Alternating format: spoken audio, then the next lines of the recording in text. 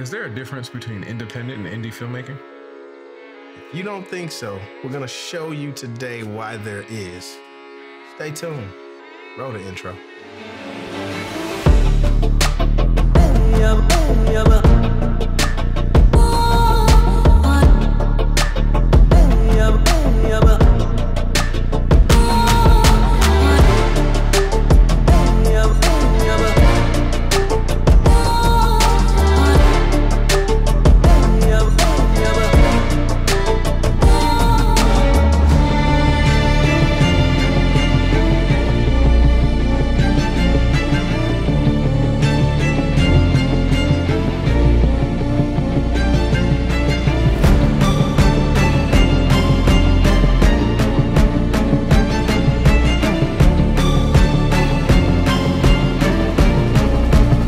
What's going on, everybody? DeCoven Riggins here. Marcus Brown, as always. And today, we're gonna talk to y'all about the difference between independent filmmaking and indie filmmaking. A lot of people think they're the same thing. And it makes sense because the way they're approached, people have approached them the same way.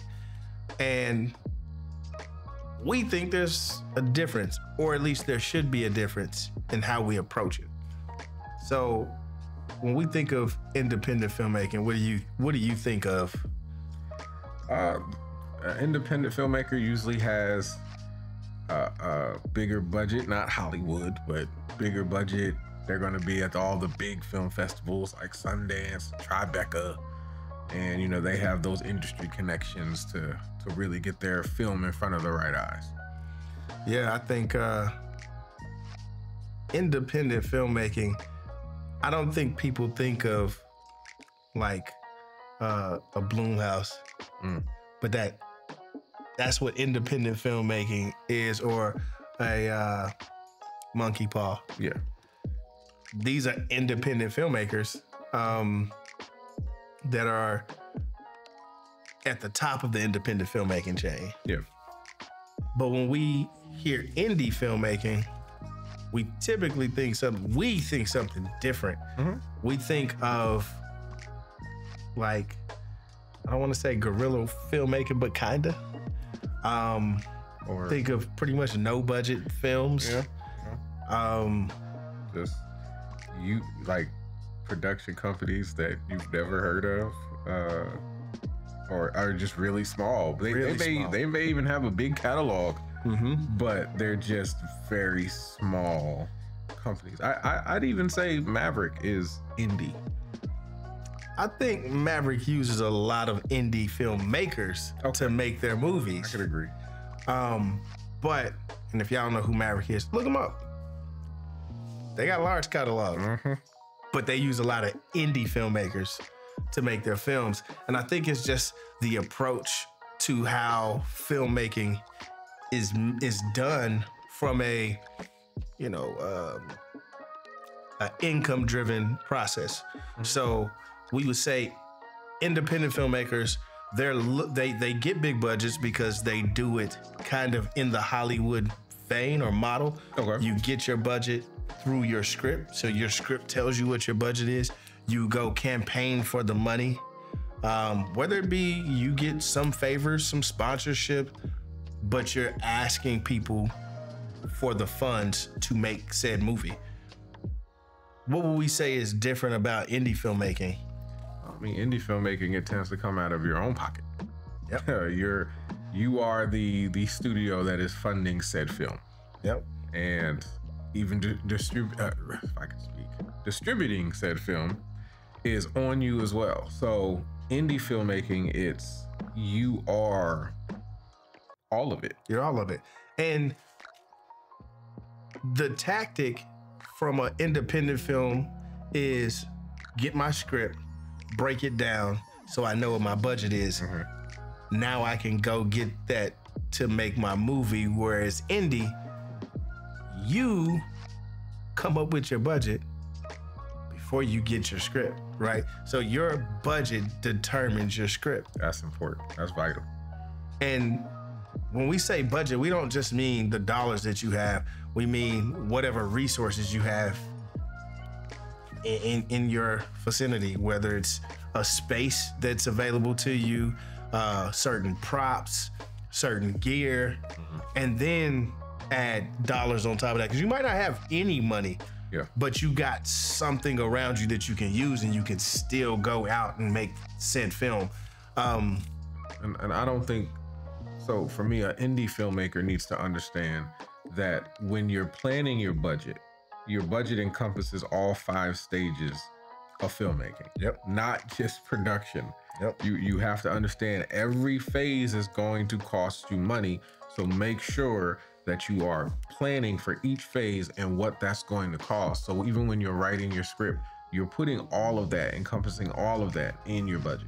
We want y'all to understand is indie filmmakers, if you are going about making your movie the independent way, you may become successful. Just like somebody playing at a D3 school may go to the league. Slim to none. Big man. But you might be that good, and that's possible. However, what I submit to you is that you can still make a great living as an indie filmmaker if you shift your mind to the mindset of an indie filmmaker and go about making your movies that way. I know another big thing about indie filmmakers, which we'll talk about in another podcast, is your audience.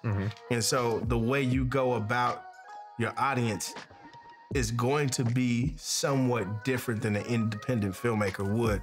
And again, we'll talk about that in another episode, but the mindset should be different.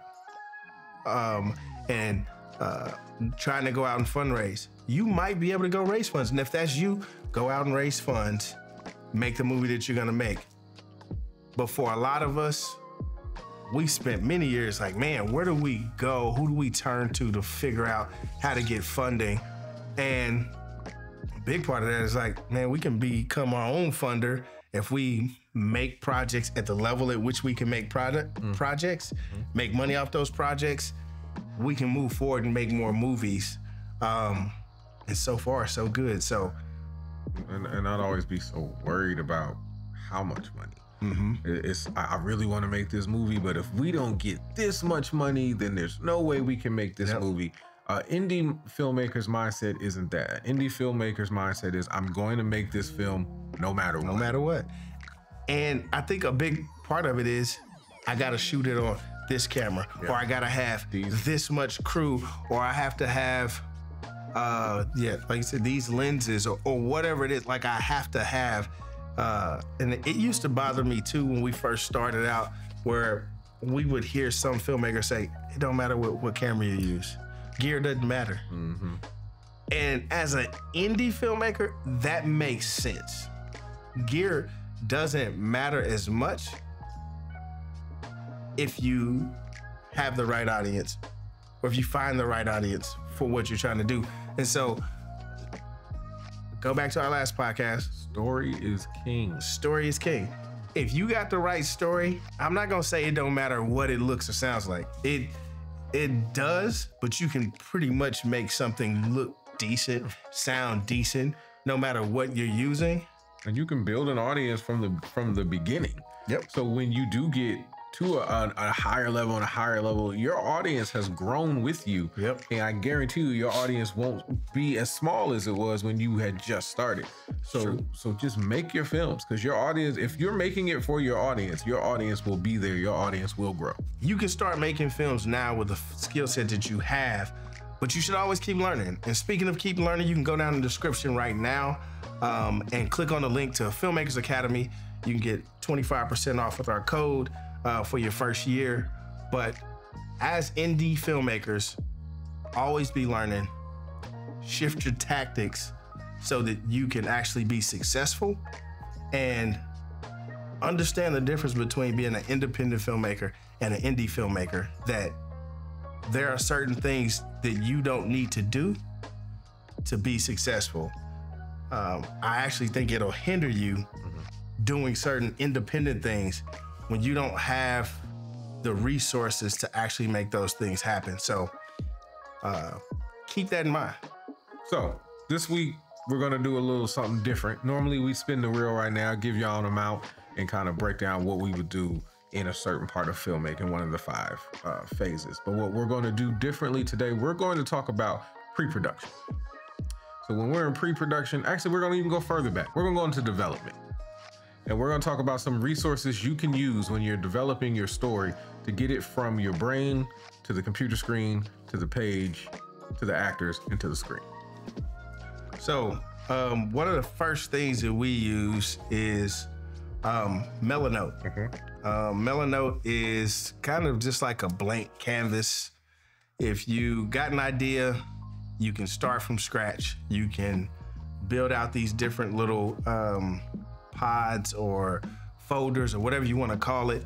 And they have different preset templates to help you along with whether it's developing your story or pre-production or even storyboarding, or you can just start from scratch and start pulling and dropping things on there. So Melanote is a very good brainstorming and planning out your story, your script, or however you are going about it at the time. So go check out Melanote. And then check out Celtics. And Celtics is great for writing your scripts, also does storyboarding, breaks down your budget. You can do your call sheets in there. Like there's so many things, there's a plethora of things that Celtics has to really push your journey forward. Highly recommend it, especially when it comes to they even watermark your scripts for you. Yep. When you want to, you can print them or download them to send it to your actors or anyone. So that's just one less thing you have to worry about. It's not just about your cover page, but they'll actually watermark it for you.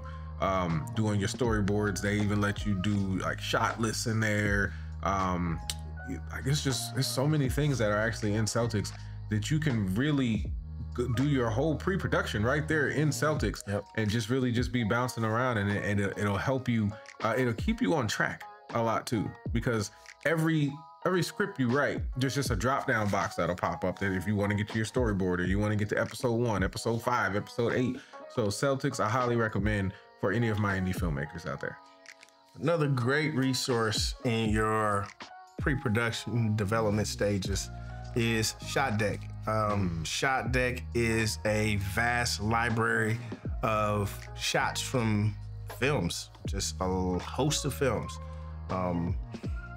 It allows you to do what I would consider to be a mix of your shot list and your storyboard kind of together visually by creating what's called decks. So you can create your own deck and you can go grab images that fit with your scene, and it is very, very detailed, whether you're talking about the color schemes used, whether you're talking about the different frame sizes, ethnicity, gender, age, whether you're talking about different lighting techniques, all of these different things and parameters you can play with back and forth to find the right shots that fit your film.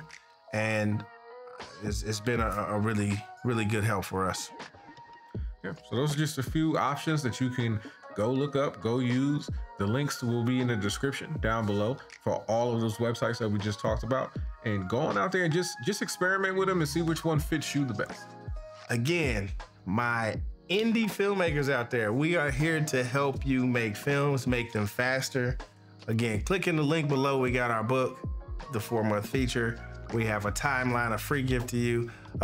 Again, all this stuff is to help you as indie filmmakers make films faster so you can make money. That's the goal of all of this, is to do the thing we love, which is making movies, and actually be able to make a living off of it. Yeah, it might take a little bit of time to get the ball rolling, but once it's rolling, that train's not gonna stop.